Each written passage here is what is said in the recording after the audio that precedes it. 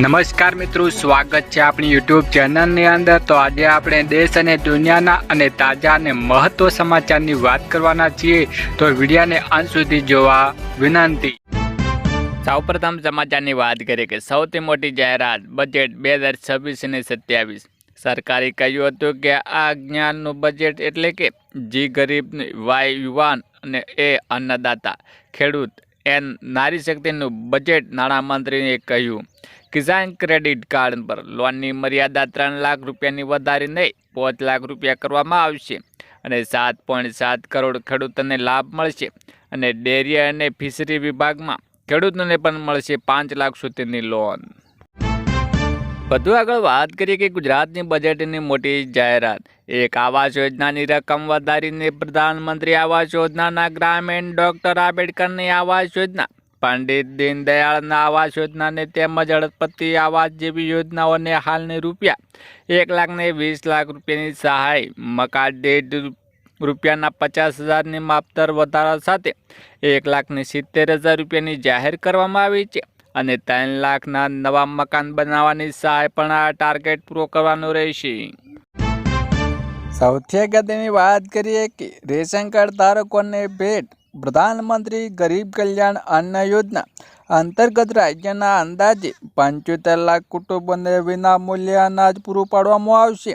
વધુમાં ગરીબ અને લોકોની અન્ન સુરક્ષા માટે રાહત દરે તેલ, કઠોળ ને ખાંડ ને અન્ય આવશ્યક ખાદ્ય સામગ્રીનું વિતરણ પણ કરવામાં આવશે। વધુ વાત આગળ કરીએ કે દિવ્યાંગોને વાર્ષિક 12,000 રૂપિયાની સહાય। નાણામંત્રીએ દિવ્યાંગજો માટે સંત સુખદાસ યોજનાની જાહેર કરી છે, જેમાં 60% કે તેથી દિવ્યાંગતા ધરાવતા લોકોને આવરી લેવામાં આવશે। આ યોજના હેઠળ 85,000થી વધુ દિવ્યાંગોને વાર્ષિક 12,000 રૂપિયાની સહાય આપવામાં જોગવાઈ કરી છે। સૌથી અગત્યની વાત કરીએ કે ટ્રેક્ટરની ખરીદી સહાયમાં વધારો કરવામાં આવ્યો છે।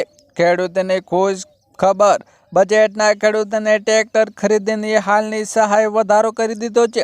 તેમાં 1 લાખની કરવાની જાહેરાત કરવામાં આવી હતી। પહેલા 60,000 રૂપિયાની સહાય આપવામાં આવતી હતી, જેમાં 40,000 રૂપિયા વધારો કરવામાં આવ્યો છે। આ ઉપરાંત ખેડૂતોને વિવિધ ખેત ઓજારો માટે, મિની ટ્રેક્ટર, ખાતર અને અન્ય ઉપકરણો માટે સહાય આપવા માટે 1,612 કરોડ રૂપિયાની જોગવાઈ કરવામાં આવી છે। વધુ આગળ વાત કરીએ કે મહિલાઓની આત્મનિર્ભર માટે સખી સહાય યોજનાની જાહેરાત કરવામાં આવી છે। મહિલાઓને સાધન સહાય, લોન કેટેગરી તથા 100 કરોડથી જોગવાઈ આપવાની છે, જેને બહેનોને નોકરી માટે પોતાના ઘરથી દૂર રહેવાની જરૂર પડે છે તે માટે અમદાવાદ, સુરત, વડોદરા અને રાજકોટ, ગાંધીનગર સુવિધાજનક વર્કિંગ વુમન હોસ્ટેલ બનાવવાનું આયોજન કરવામાં આવ્યું છે। વધુ આગળ વાત કરીએ કે જનતા જૂથ અકસ્માત વીમા યોજના હેઠળ નિરાધાર વિધવા બહેનોને, ખેડૂતોને, પશુપાલન, અસંગઠિત શ્રમિકો, શાળાઓના વિદ્યાર્થીઓને, દિવ્યાંગો, સફાઈ કામદારો જેવી વિવિધ કેટેગરીના કુલ 4,45,00,000થી વધુ લાભાર્થીઓને આવરી લેવામાં આવી રહ્યા છે, જેમાં હાલમાં આ યોજના હેઠળ 50,000થી 2 લાખ સુધીની વીમા કવચ આપવામાં આવે છે, જેમાં વધારો કરીને આ વર્ષે 2 લાખ ને 4 લાખ સુધી વીમા કવચ પૂરું પાડવામાં જાહેરાત કરવામાં આવી છે।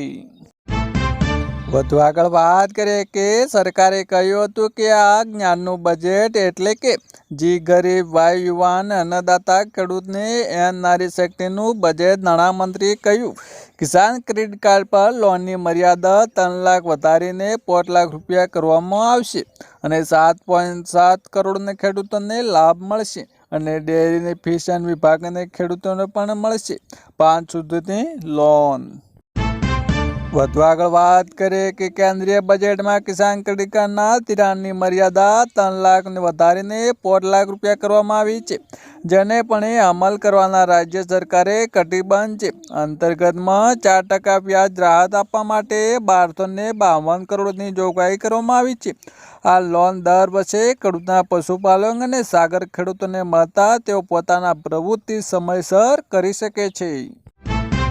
વધુ આગળ વાત કરીએ કે ગ્રામીણ વિકાસ માટેની જાહેરાત, ગામોમાં પ્લોટ લાભાર્થીઓ માટે પ્લોટ ખરીદવા લાભાર્થી માટે 1 લાખ સુધીની સહાય આપવા માટે 30 કરોડની જોગવાઈ, ગ્રામીણ વિસ્તારમાં વધતા ઘટતા વિહોણા પરિવારો માટે આશરે 2 લાખ વધુ આવાસોનું નિર્માણ માટે 1775 કરોડની જોગવાઈ કરી છે. વધુ આગળ વાત કરીએ કે લોનના પર વ્યાજ સબસિડી મળશે.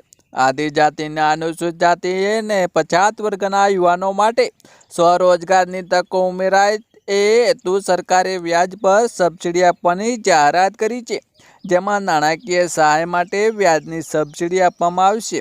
બેકેબલ યોજના માટે 10 લાખ સુધીની લોન ઉપર મહિલા અને લાભાર્થીઓ માટે 7% કે પુરુષો માટે 6% વ્યાજનો સહાયનો લાભ મળે છે.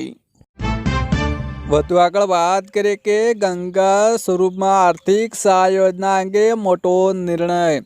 ગુજરાત સરકારની ગંગા સ્વરૂપના આર્થિક સહાય યોજના નામે ટેકનોલોજીના માધ્યમથી મોટો બદલાવ કરવામાં આવી રહ્યો છે. હવે વિધવા બહેનોને સહાયની રકમ મેળવવા માટે પોસ્ટ ઓફિસ કે બેંકના ધક્કા ખાવાની નહીં પડે અને આઈપીપીબી દ્વારા રકમ આધાર કાર્ડ આધારિત ડીબીટીથી સીધી ખાતાના જમા થઈ શકે છે અને પોસ્ટમેન ઘરે આવીને નાણાંની પહોંચાડશે. આ પગલાંથી લાભાર્થીઓને સુરક્ષિત, ત્વરિત અને ઘરે બેઠા સહાય મળી શકે છે.